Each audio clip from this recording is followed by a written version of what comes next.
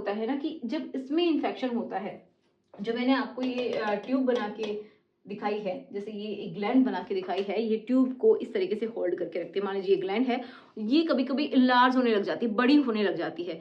ये ज्यादातर होता है जब ज्यादा एज के जो मेल हैं उनमें ऐसा होता है कि इसका जो इनलार्जमेंट होने लगता है ना, तो ये ट्यूब को एक तरीके से दबाने लगती है, इसका रास्ता जो है उसको संकरा करने की ट्राई करने लगती है, क्योंकि ये ऑलरेडी बहुत फूल चुकी है, स्वेलिंग आ चुकी है, इसमें बढ़ चुकी है ये। तो जब बढ़ जाती है तो इसको अंदर से दबा देती है, तो इसकी वजह से भी कभी कभी इन्फेक्शन जो है ये यहाँ से होते हुए आपके यहाँ पे पहुंच जाता है। तो अगर यहाँ पे इन्फेक्शन है तो भी यहाँ पे इन्फेक्शन हो जाता है, ठीक है। बहुत बार यहाँ से इन्फेक्शन है और यूरिन अगर चला गया तो फिर ऑब्वियस सी बात है यहाँ पे अगेन इन्फेक्शन हो सकता है। तो ये सारी चीजें बहुत ही अच्छे से कनेक्टेड हैं।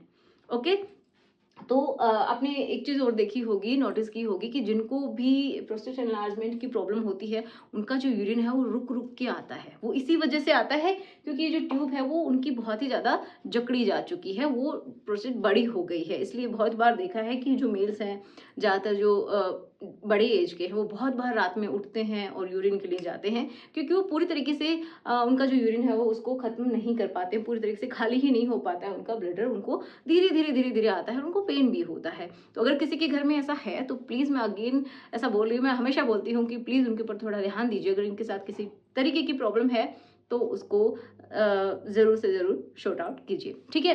तो चलिए, ये आपको समझ में आ गया। अब एक और कारण है जिसकी हम बात करने वाले हैं, वो ये है कि कभी कभी क्या है ना कि इंग्विनल हर्निया होता है, जिसकी वजह से भी क्या हो जाता है, यहाँ पे इन्फेक्शन हो जाता है।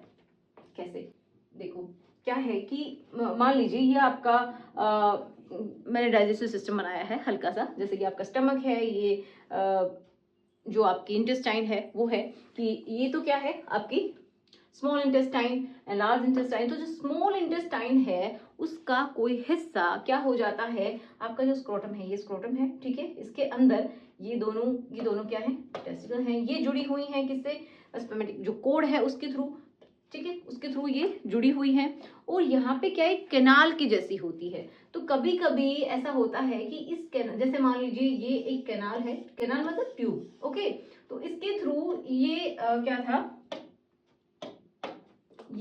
कि यहाँ से ये जुड़ी हुई हैं टेस्टिकल्स, राइट, इस कोड के थ्रू।